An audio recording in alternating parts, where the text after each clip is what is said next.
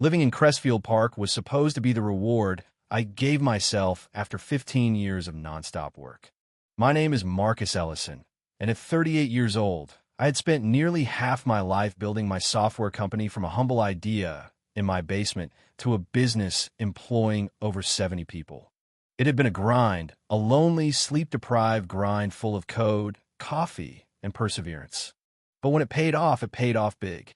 I bought a modern 4-bedroom house in a quiet, gated neighborhood surrounded by professionals who, like me, supposedly valued security, peace, and progress.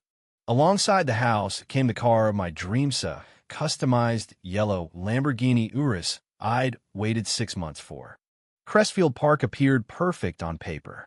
Clean streets, well-trimmed hedges, and a sense of order that promised ease. But what my real estate agent, Leanne, hadn't told me was that this community's version of order was rigid, homogeneous, and suspicious of anything or anyone that didn't quite blend in. Most of my neighbors offered polite nods or half-hearted waves, but their eyes always lingered a second too long when they saw me, as if questioning whether someone like me truly belonged here. I dismissed it. Subtle prejudice was nothing new, and I refused to let it taint my fresh start. Then came Clara Winslow, the newly elected HOA president who moved in across the street 2 weeks after I did.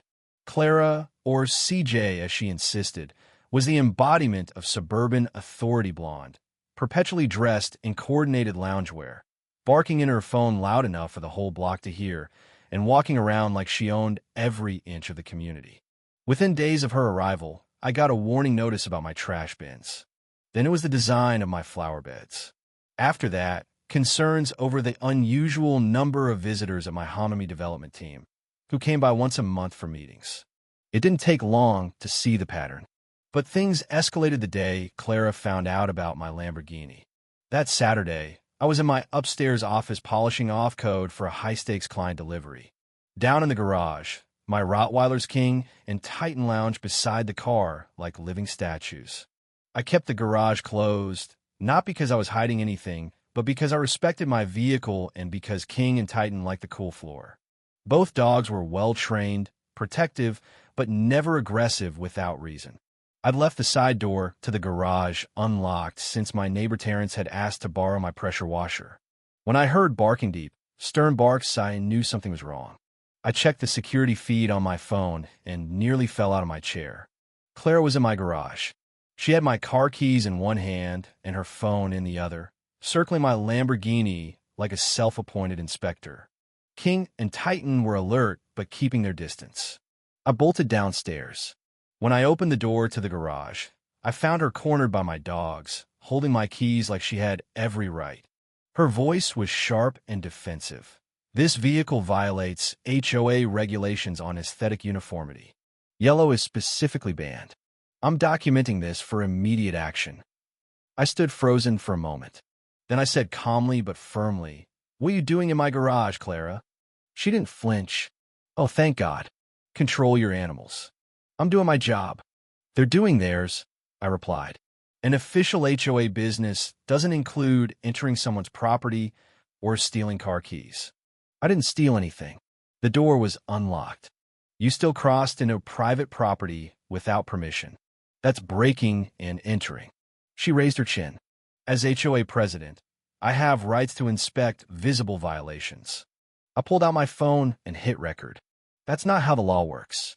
You just broke in and tried to take my car. Clara huffed. This ghetto beacon is bringing down our property values. I was going to move it to the holding lot until you paid the fine. There's a mask off. King, tighten back, I commanded. The dogs obediently returned to my side. Clara didn't thank me. Instead, she raised her phone and declared she'd be adding a complaint for harassment and dangerous pets. "This will be discussed at the emergency board meeting on Tuesday," she snapped. "You should prepare to either comply with our standards or sell your house." After she left, I locked the door and gave the dogs their praise. Then I reviewed the camera footage, every word, every movement captured. Her racism, the trespass, the attempted theft. I backed it all up. Then I called Ayanna Clark, a civil rights attorney I knew from college. "This is gold," she said after watching the clips. "Harassment, racial bias, illegal entry all documented. You want a lawsuit? No, I said. Not unless I have to. I just want her to stop. Then we start with a formal letter. Evidence attached. Ask for a public apology, her resignation, and a guarantee this ends here.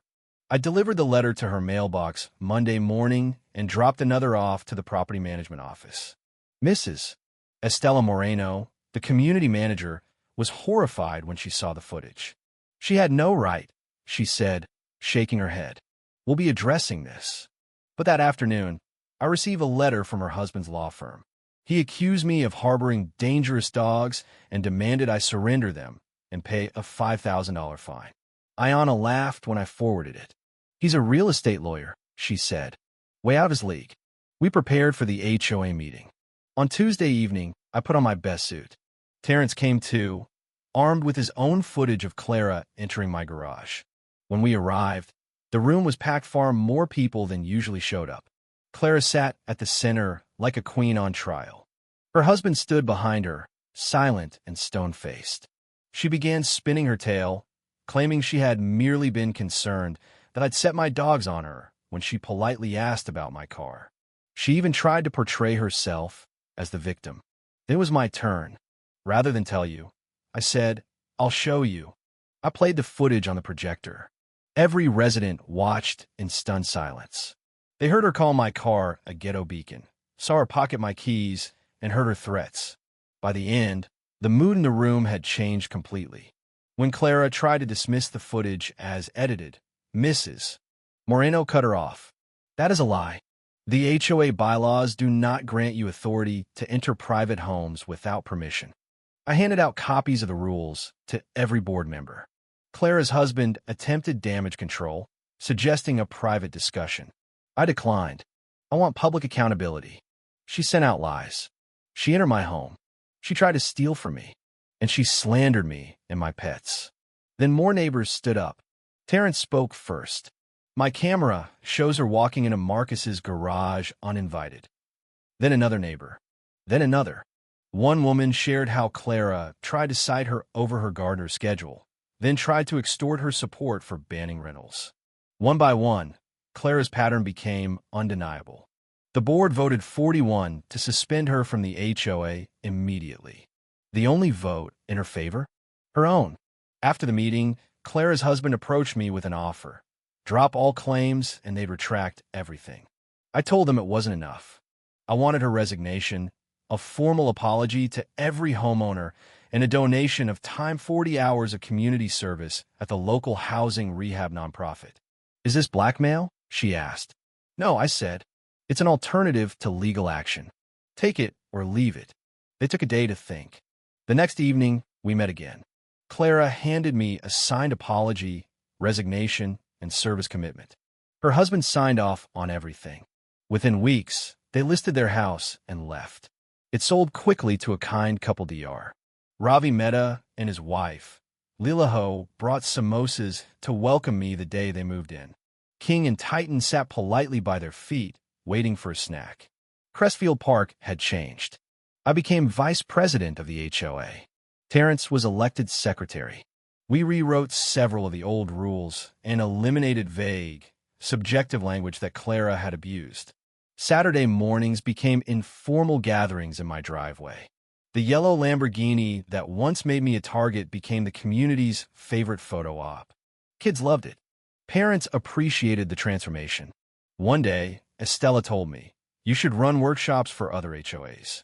What you did here right changed everything. And so I did. My company offered tech support for housing nonprofits. I gave talks about inclusive community leadership. The Lamborghini? It had a story of its own. I told it once to Estella over lunch. My grandfather drove a yellow taxi in Queens for 40 years, I said. He put my mom through college. Told me it's not the car that matters, it's what it helps your family achieve. This car's my tribute to him.